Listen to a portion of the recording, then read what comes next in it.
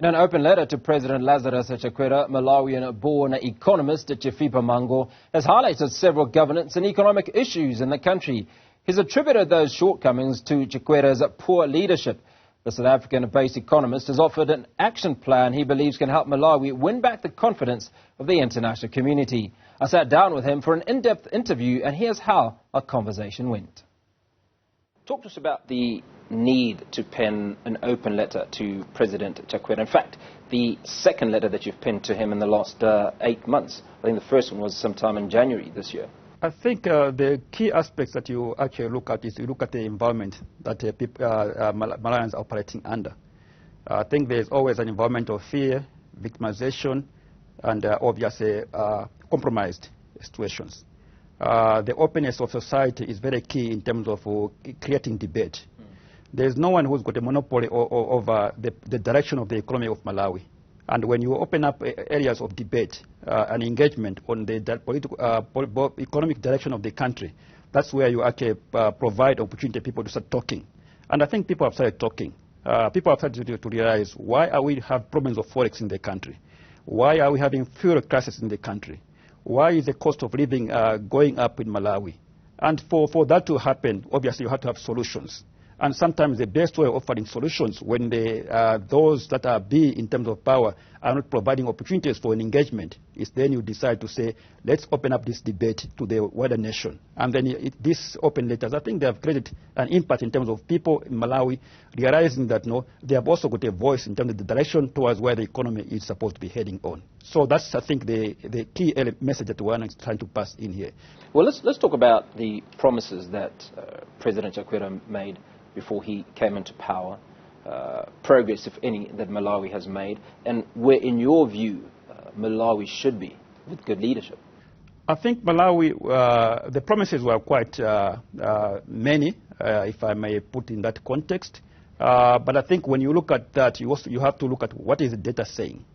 And in the letter which I've penned the President, I'm saying, look at the macroeconomic environment in Malawi, and look at the key figures. What are they saying? The key figures are saying that we still got the challenges in terms of how we progress the Malawian economy in terms of the growth of patterns with regard to GDP.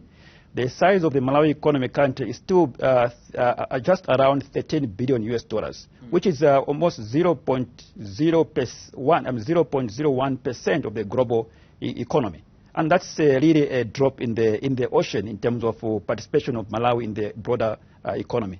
Yes, the growth, GDP growth came in at 3.8%. But if you bring in 3.8% to an economy the size of Malawi, you are only adding in not more than $500 million US dollars in the economy. And that tells you that the impact of that growth is not actually featuring few in terms of the potential to elevate poverty for the masses of Malawi. So an economy like Malawi, if you want to elevate poverty, it must actually be looking at an economy which is growing above 10%.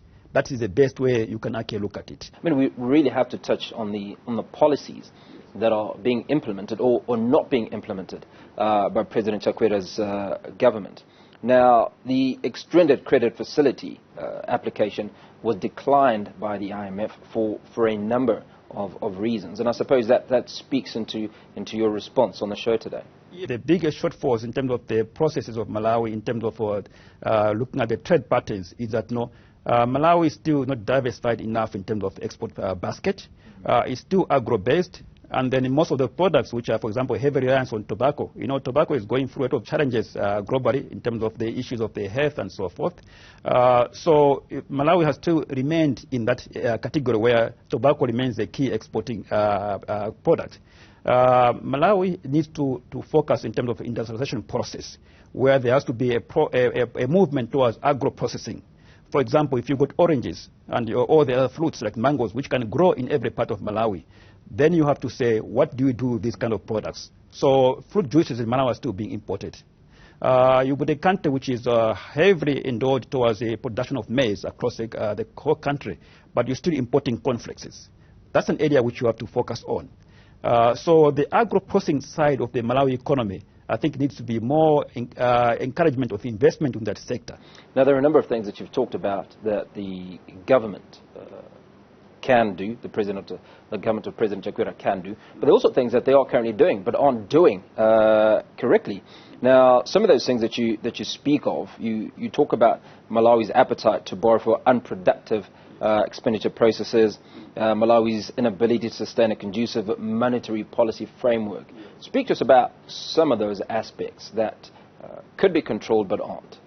Yes, I think I would depart from the promises of Dr. Lazarus Chakwera.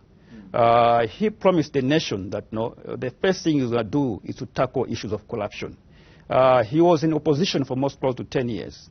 During the time when he was opposition, he really spoke strongly against the issue of corruption. But he also spoke strongly against the issue of reckless spending. The previous president was always on the road, traveling, and so forth. So he looked at those areas that, when I get into power, those are the things I'm going to stop. But then when you see the actions on the ground, it does not match those words. So reckless spending is still happening at a massive scale. I'll give you a simple example. The moment the president is traveling around the country, you are talking almost full of the whole cabinet following him. And that is fuel cost from the government. You're talking about the element of corruption.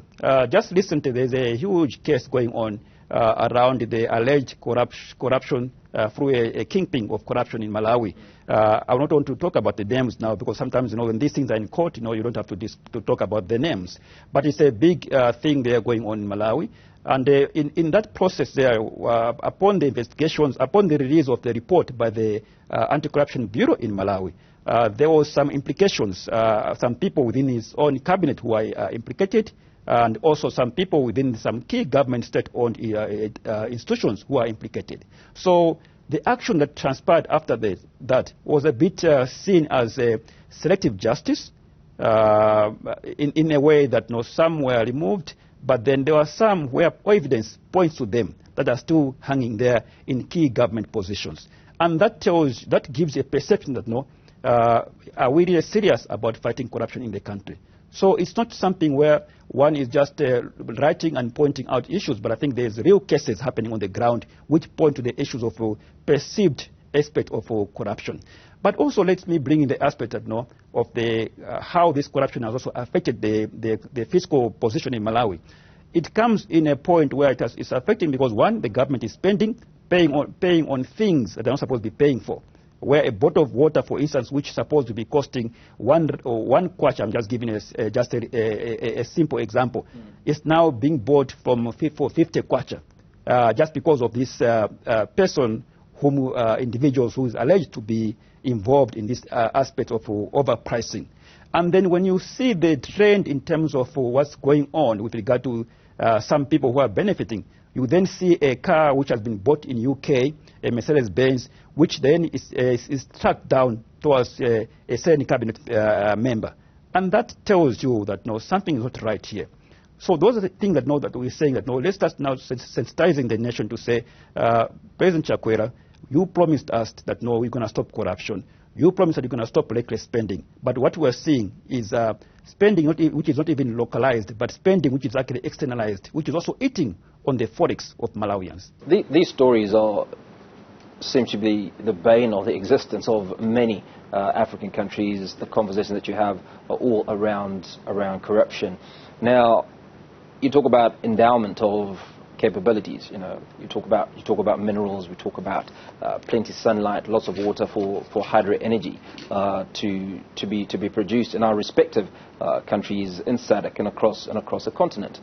So my question would be: does Africa have the capacity to pull itself out of the various economic quagmires that we find ourselves in without the aid of Bretton Woods institutions? In fact, are the Bretton Woods institutions a positive development long-term for Africa? What we need on the African continent is a political will, a decisive leadership, which says this is my policies and this is how I think it's the best way to implement them. The best way to implement policies, first of all, is to have the right people in the right positions, because that's a key element in terms of implementation. But then when you politicize the appointments, where it's now about the political bodies, then you've got problems, because not all those are appointed on merit. So that's a key element. The next element is then to look at, to say, okay, now, what are the challenges that we're facing in a country to move forward? Then you say, for instance, generally speaking, in most of the SADC countries, there's issues of energy. Then you say, okay, now, how do we move forward in terms of implementing at a fast pace the energy projects which can be able to fit into the grid towards a process of industrialization? That's another element you can look at. The next element, then you say, okay, now, where are the lines of opportunities in terms of markets that you want to develop? If we say that, no, for instance, Malawi or Zambia are focusing on agro-processing, where are the markets? We have bright people who are ministers of trade and industries, who can drive down the process of market intelligence across other markets where Africa can actually penetrate the markets. So if you combine all those issues into consideration and put everything into perspective, you will see that, no, Africa has got the opportunity. The question you have to have in mind is to say, do we have political will to do that? And I think that comes with the leader of the country, the president of the country has to be more decisive, visionary in approach.